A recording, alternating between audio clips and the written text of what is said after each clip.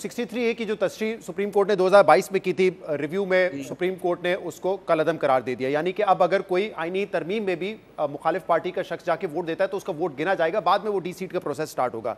लेकिन क्या कानूनी तौर पर दरवाजा है आपके पास, लेकिन मॉरली एथिकली ये ठीक होगा कि आईनी तरमीम के लिए उन लोगों की वोट शामिल किए जाएं जो कि आपकी पार्टी से ताल्लुक नहीं रखते?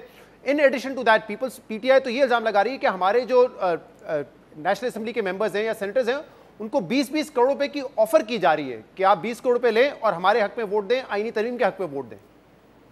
यार मुझे तो कभी जिंदगी में 20 करोड़ का ऑफर नहीं हुआ। मैं तो जैसे नुसरत जावेद कहता था, हम जर्नलिस्ट होते थे तो हमें तो कभी लिफाफा नहीं मिलता था, तो ना हमें किसी ने कभी ऑफर किया। मिलने की बात हो रही है तो नहीं। बिल्कुल आपने एक अच्छा सवाल पूछा है। हमारी बिल्कुल इसीलिए कोशिश है कि जी हम जितने लोगों को, और अब वो कॉन्स्टिट्यूशनल वोट्स में जैसा 18th अमेंडमेंट हुआ था, मैं खड़े होके कह सकती हूँ कि I don't want to vote for this, ठीक है जी।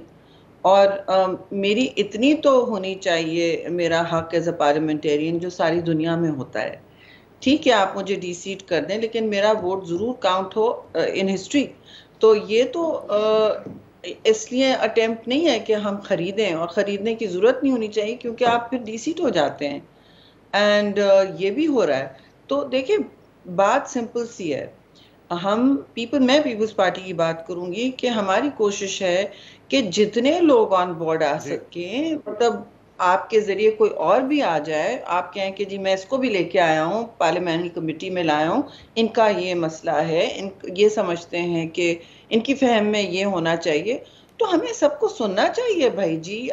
इसमें तो कोई दो राय नहीं है। मामला ये ना शहरी रहमान साहब, अभी बिलावल साहब का एक पुराना क्लिप 2019 का जो है वो सर्कुलेट उस वक्त के चेयरमैन सेनेट सादिक संजरानी साहब के खिलाफ वोट ऑफ नो कॉन्फिडेंस आ रहा था और उसमें 14 मेंबरान जो है खड़े हुए लेकिन उन्होंने वोट नहीं दिया। तो बिलावल साहब बड़े गुस्से में थे कि ये हम पता लगाएंगे कि कौन पार्टी के ऐसे लोग हैं जिन्होंने पार्टी से गद्दारी की और पार्टी लाइंस पे वोट नहीं दिया। सीक्रेट बैलेट है जी, उसमें फर्क है। वो सीक्रेट बैलेट है। जब ओपन वोटिंग में कोई खड़ा होता है, नहीं सीक्रेट बैलेट में हमसे कहा है कि जी नहीं हम वोट करें, मैं झूठ क्यों बोलूं, मैं कह दूं कि मुझे नहीं वोट करना आपके लिए। जो ओपन वोटिंग होती है उसमें कहा जाता है कि मैं नहीं आपके लिए वोट कर रहा या कर रही हूँ, या मैं करना चाहता हूँ या करना चाहती हूँ। तो ये हक हम नहीं छीन रहे। सीक्रेट में आप अगर हमें कुछ कहते हैं और करते कुछ है, वो तो हमारा हक है पता करने का, और हमें करना भी चाहिए क्योंकि आप हमारे टिकटों पे आए हैं और हम ही से आप गलत बयानी कर रहे हैं, ये तो सही नहीं है। ओपन बैलेट और अब इसमें आइन में एक कॉस्ट है उसकी कि वो डी सीट हो जाएंगे अगर वो पार्टी के मुखालिफ जाके वोट करते हैं। ऐसा ही है ना।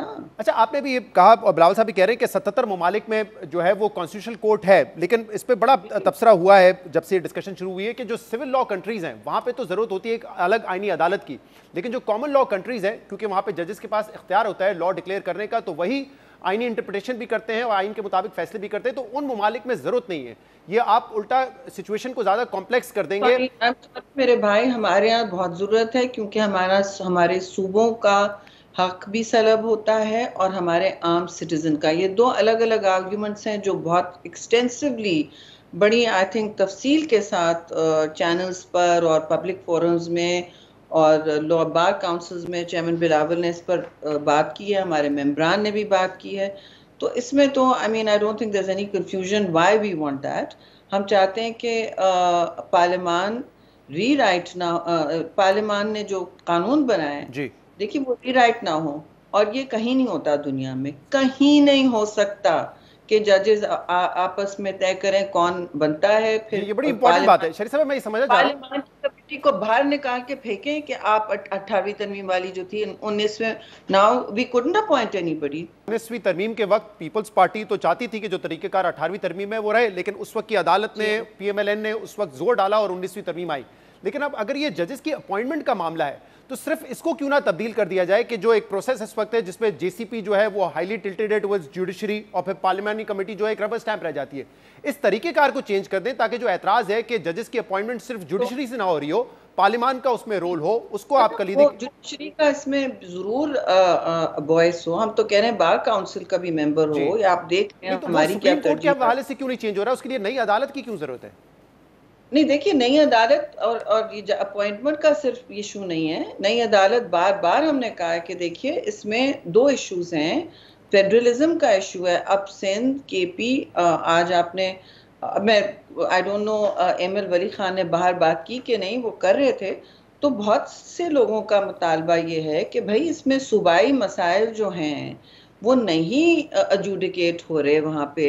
और दूसरी बात है पेंडेंसी देख लें। अभी जो एक दो इंटरव्यूज बिलावल साहब ने दिए जिसमें उन्होंने एक में कहा कि देखें हमें नहीं लगता कि मंसूर अली शाह साहब अगर चीफ जस्टिस होंगे तो वो उस तरीके से जजेस को कंट्रोल कर पाएंगे, यानी कि वो मिसाल दी कि 63A का फैसला हो गया, यानी कि जो सियासी फैसले हो रहे होते हैं उस हद तक उसको कंट्रोल नहीं कर पाएंगे।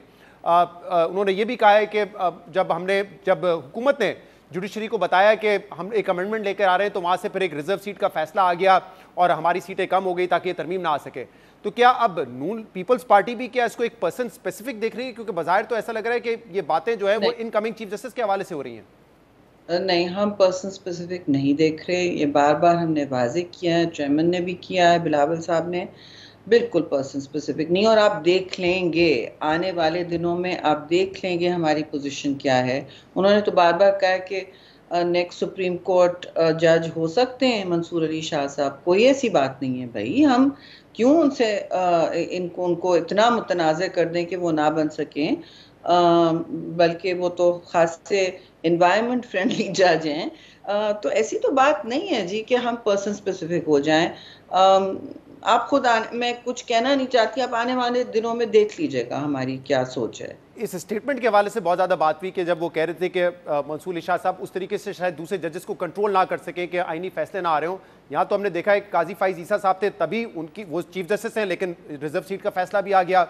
काजी फाइज साहब ने खुद सिंबल वाला फैसला दिया, उस पर पीटीआई कहती है कि एक सियासी फैसला है। तो आपको लग रहा है कि कोई चीफ जस्टिस वाकई दूसरे जजेस को कंट्रोल कर सकता है या इवन करना भी चाहिए, बिकॉज ऑल जजेस आर इक्वल? देखिए बात ये है, वो मास्टर ऑफ द रोस्टर भी होते हैं, बहुत सारी चीजें होती हैं।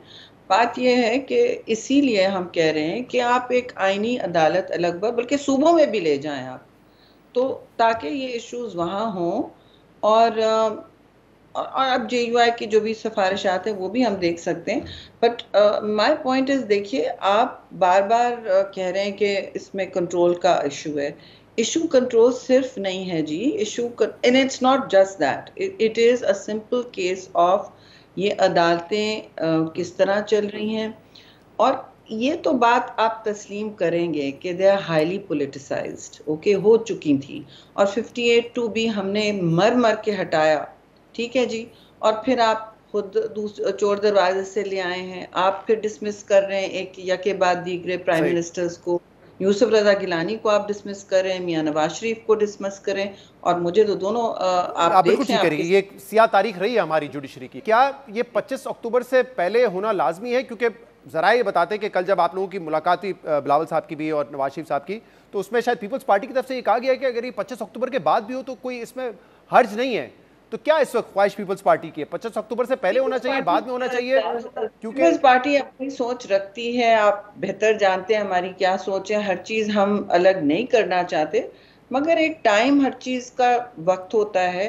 नहीं हुआ तो नहीं हुआ, नंबर्स तो हैं जी, लेकिन हम सिर्फ सोल डिसीजन मेकर इसमें नहीं हैं, बाकी भी हैं और हुकूमत भी इसका हिस्सा है, उनके भी तरजीहात हैं, उनकी भी फैसले हैं। हमारी कोशिश है कि हम बीच में ऐसा किरदार अदा करें कि अच्छे आईनी तरामीम आए, जो जिस पर हम सब सिविल सोसाइटी को हम कंसल्ट कर रहे हैं, हम बार काउंसिल्स में जा रहे हैं, हम हर जगह जा रहे हैं, ठीक है। और हमने फिर ये बात भी की है कि देखिए आप कोर मिनिमम एजेंडा पे आ जाएं। और हमने ये भी नहीं कहा कि कोई ख़ास स्पीड में करें, लेकिन अब हुकूमत की भी कुछ तरजीहात हैं, उनको भी हम, ये नहीं है कि हम सिर्फ हुकूमत की तरजीह है कि 25 अक्टूबर से पहले हो जाए। हुकूमत की होगी या आप उनसे बात करें, because they feel they have the numbers, ठीक है जी। हम कह रहे हैं कि वो तो इट्स नॉट कि आपके काजी फैज ईसा रहेंगे, साफ बात मैं कर रही हूँ, वो तो नहीं रहेंगे ना चीफ जस्टिस वैसे भी जी। तो आप हमने तो कहा है कि पर्सन स्पेसिफिक ना लगे, लेकिन we also have to carry everybody, हमें सबके साथ चलना है। हम जितना हम JUIF को साथ लेके चलना चाहते हैं या MQM या किसी को भी, हम चाहते हैं कि जाहिर है हम हुकूमत को भी उनकी भी नंबर्स हैं जी, और उनके भी तरजीहात हैं। तो that's how it is right now. बहुत बहुत शुक्रिया।